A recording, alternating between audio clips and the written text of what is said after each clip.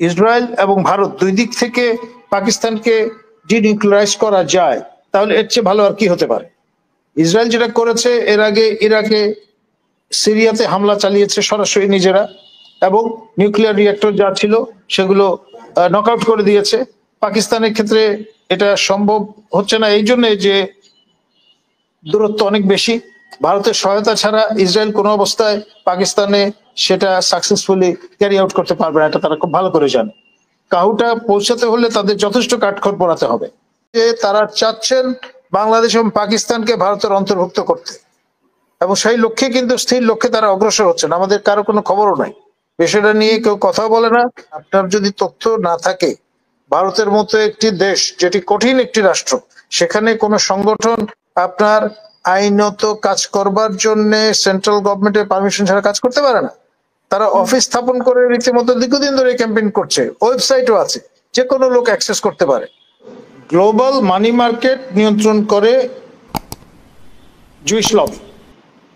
Media sector in the world তারা কিন্তু influence করে, তারা সবচেয়ে বড় স্টেক হোল্ডার।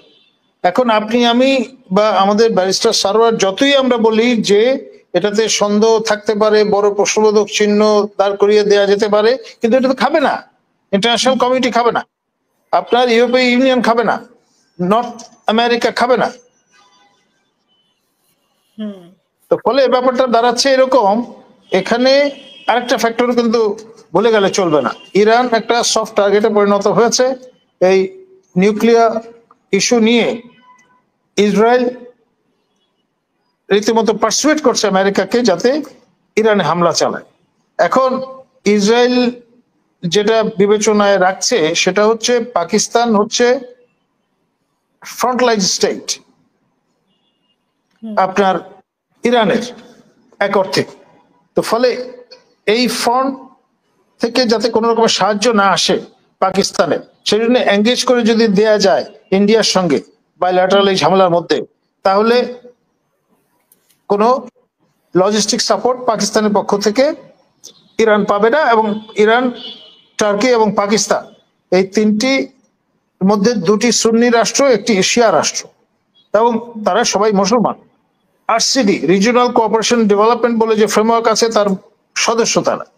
তো সেখানে দুই দিক থেকে ইরানের উপর চাপ তৈরি করা যাবে।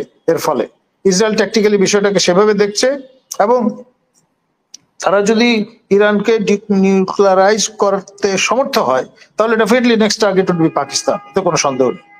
তো set a thief to catch a thief policy একটা আছে, সেটা এক জিনিস। আরেকটা হচ্ছে যদি ইসরায়েল এবং ভারত দুই দিক থেকে পাকিস্তানকে ডিনিউক্লিয়ারাইজ করা যায়, তাহলে এর চেয়ে ভালো আর কি হতে পারে?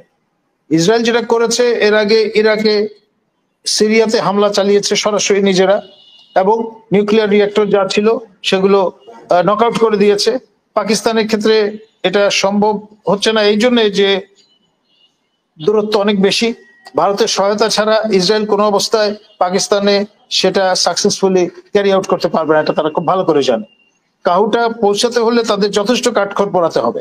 সর্বশেষ যে ঘটনাটি সেটি হচ্ছে বালুচিস্তানের রাজধানী কোয়েটার স্টেশনে আজকে ভয়াবহ বিস্ফোরণ ঘটেছে এবং 4 জন ব্যক্তি হতাহত হয়েছেন, এবং যে যুদ্ধ ঝুঁকি সেটি আরো বেড়ে গেল এর মধ্য দিয়ে। এক, দ্বিতীয়ত আপনার এমনি আমরা আগে থেকে জানি যে বালুচিস্তান রেস্টিভ, এবং এটা ছিল একটা প্রিন্সলি স্টেট, খানাত অফ কালাত, এবং তারা ব্রিটিশরা যখন চলে গেল তখন যে থার্ড ফর্মুলা ছিল প্রিন্সলি স্টেট গুলোর জন্য, তার অনুসরণে পাকিস্তানে তারা যোগ দিয়েছিল। ইচ্ছা করলে তারা কিন্তু স্বাধীন থাকতে পারত, তারা কিন্তু ল্যান্ডলক না।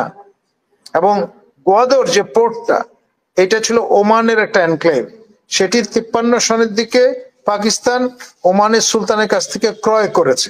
আলাস্কা যেমন রাশিয়া থেকে ক্রয় করেছে মার্কিন যুক্তরাষ্ট্র, সেরকম ভাবে গোয়াদর এই এনক্লেভটি ওমানের সুলতানের কাছ থেকে পাকিস্তান ক্রয় করেছে। এখন ক্রয় করার পরে পাকিস্তানের অন্তর্ভুক্ত হওয়ার পরে এটা কিন্তু বেলুচিস্তানের অংশ হয়ে গেছে।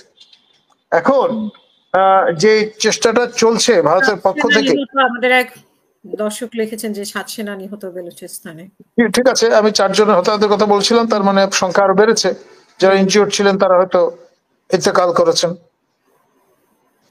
মানে যে ভয়াবহতা বিস্ফোরণের, সেটা এই 7 জন যারা সাকাম টু ডেথ হলেন তার মধ্য দিয়ে সেটি পরিস্ফুট হয়েছে।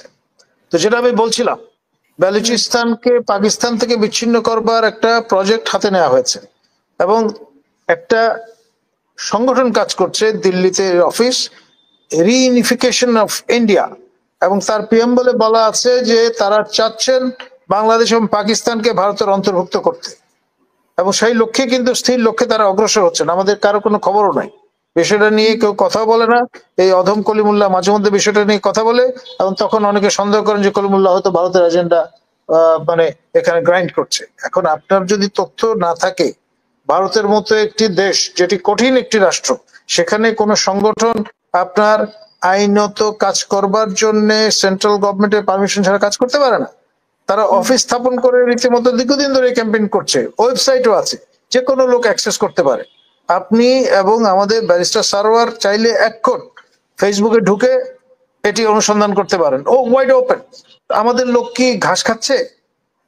পাকিস্তানিরা না হয় বলেছিল, জুলফিকার আলী ভুট্টো তার মিথ অফ ইন্ডিপেন্ডেন্স গ্রন্থে বলেছেন যে প্রয়োজনে আমরা 1000 বছর ঘাস খেয়ে থাকবো, তবু আমরা নিউক্লিয়ার হব, এবং সেই ভাওটা কিন্তু তারা মেনটেন করেছে। এবং নিউক্লিয়ার হওয়ার অপরাধে কিন্তু জুলফিকার আলী ভুট্টোকে ফাঁসি কাস্টে ঝুলতে হয়েছে, এটাও ভুলে গেলে চলবে না।